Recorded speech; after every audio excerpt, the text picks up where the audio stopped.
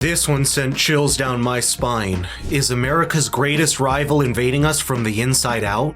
Well, Dr. Phil just pulled the lid on how China's buying up critical US farmland to potentially endanger our food and national security, while our politicians are at each other's throats refusing to pay attention to it. We need to have the hard talk about this, but first, take a look at this conversation with Dr. Phil that woke Joe Rogan up to what's really going on. What's happening with Chinese buying, the Chinese government or Chinese nationals buying farmland, and I've got a map, if I can find it, of where they're buying this land, and it's around U.S. military installations. They're buying up land around U.S. military installations. When you look at what's happening at those military installations that they have land around, like B-2 stealth bomber training, drone training, and all, it's very, very troubling. On the face of it, Chinese ownership of U.S. farmland constitutes just 1% of around 380,000 acres of all foreign-owned land in the United States. But in just the last few years, there have been a string of incidents that have woken up the U.S. military and security agencies to what may be really going on. Remember the Chinese balloon that was shot down just last year over Alaska, alleged to be a spy device? Or the Trump-era ban on the Chinese tech manufacturer Huawei over US claims that it was acting as a conduit to funnel digital surveillance data back into the Chinese Communist Party? It's those events that flicked the switch last year in the American psyche to what China's ownership of farmland dangerously near American military bases may truly be for. There's one thing you need to know when it comes to China. Their privately owned entities are not the same as a private business in the rest of the world. China's moved away from communism into a form of state capitalism, but that still means Chinese businesses are beholden in one way or another to the CCP back home, which has more than enough leverage on them to use them as proxies. The US Air Force itself has made clear in recent years that this is no laughing matter, calling the development of a Chinese-owned corn mill in North Dakota a significant threat to national security. These concerns were spurred on most vividly because the mill was just a 20-minute drive to the Grand Forks Air Base, which carries the country's most sensitive and cutting-edge drone technology. And surprisingly enough, this is an issue that united the Democratic and Republican sides in the state to make sure the corn mill project did not go through. But national security is just one end of the equation, because the kind of influence that China may be getting with these land acquisitions also spells concern for the food supply chain. How would that be possible here under logical laws? Because in China, you can't do that. They're smart. You can't just buy their land. We absolutely cannot buy farmland there. No, you can't buy their businesses either. Now, we had a man on talking about this, a farmer, and he said they also own the grain elevator where we sell our grain. If they decide to stop buying his grain, I said, what happens? He said, well, we're out of business. I'll be honest, it was a surprise to learn that foreign entities owning land in the US was even a thing, and yes, they have much of the same rights to indefinite ownership of the land they've paid for, as well as the rights to privacy on its premises as any other citizen does. If you're wondering if it works in reverse, it doesn't. American entities cannot own a piece of land in China in any meaningful way because the land is already nationalized and can only be practically leased from the government with a very strict condition. Add to this the fact that Chinese-owned farmland, despite being limited and scattered throughout the country, can serve as a point to choke production and supply lines to jack up prices in times of crisis. You start to see how China understands the way future wars are going to be fought. John Kirby was recently asked about this concern, and we saw the most frustratingly evasive response from him on this vital national security question. Given the fact that known adversary, in the case China, foreign buyers are buying up U.S. real estate, in some case farms around military installations, is this on the administration's radar? I think the question of home ownership is a little bit out of my swim lane, but national security issue, particularly when it comes to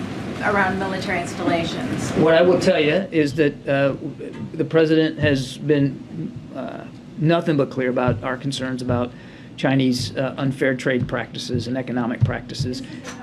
trade. I understand that, ma'am, but Buying up land around military installations. I'm probably not the right person to ask about home ownership here in the United States. This isn't about home ownership. This is about buying up land around military installations. Is that a concern to this administration? Go ahead, April. The United States cannot afford to be that callous, because the rest of the world certainly is not. China in recent decades has put into overdrive their attempts to make vital strategic investments around the world, to gain control of vital global trade and choke points like seaports, land routes, and surveillance bases. That's the larger picture that a company like Huawei fit into, because the equipment, cell towers, and chips they made were infiltrating the entire US digital network while having indirect links to the Chinese government. In what's called fifth-generation warfare, the front lines of the battle are just one arena of conflict. The biggest wars are going to be fought in supply lines, cyberspace, and most of all, economics. But if there's one proximal step you can take to protect your assets and life savings, it's diversification into the time-tested stable assets of precious metals with the help of a company like Birch Gold. Click the link in the description or text the word FFIRA to 989898 if you'd like to learn more. I think Dr. Phil in this entire podcast said some things that are sure to bring heat for it. I think it would be pretty hard for him to say what he says here next if he hadn't shed that burden of his public image for a while. I know that we've got an awful lot coming across our southern border, and when military-aged Chinese men are showing up at the border, and it's mostly in California, where they're showing up, and it's an awful lot. You really, Wild. You really have to wonder. Nearly 37,000 Chinese migrants have illegally crossed the southern border in just last year, according to the U.S. Customs and Border Protection. Of course, a lot of these Chinese nationals are innocent people looking for a better life outside the clutches of their oppressive government. But it's still intriguing that so many people would travel to the other side of the planet just to enter the US via its vulnerable southern border. It's easy for a discussion like this to become racially charged into a xenophobic trope, so it's important to look at the broader picture above mere individuals. The fact is, seeing just how destructive the wars between Ukraine and Russia or Israel and Hamas have been, many geopolitical analysts are predicting a war between China and Taiwan in the next few months, as China tries to reclaim the island as part of its mainland. The biggest obstacle to that is the United States and the vital naval forces operating in the South China Sea, controlled ultimately from military bases in the US. When you zoom out to take a look at this wider context, you see at least why so many people are sounding the alarm bells around the Chinese drive to acquire more and more farmland around critical US military installations. The state of Florida under Governor Ron DeSantis was the first one to take a definitive position on it, with legislation that banned Chinese companies and investment firms from acquiring farmland too close to U.S. military installations. The legislation, SB 264, will prohibit the purchase of farmland in Florida by the CCP and other foreign countries of concern, because we believe protecting our food supply is a security issue, and we want to make sure that our agriculture land is not compromised by CCP influence. Now, the prohibition in that bill is not just limited to farmland.